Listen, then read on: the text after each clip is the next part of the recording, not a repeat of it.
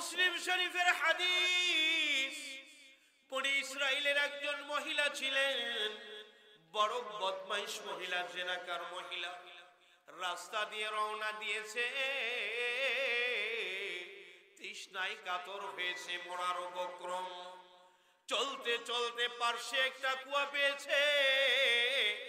মহিলা পায়ের মোজাটা খুলে কুয়ার মধ্যে দিয়ে পানি উঠাইয়া নিজের তৃষ্ণাটা নিবারণ করেছে।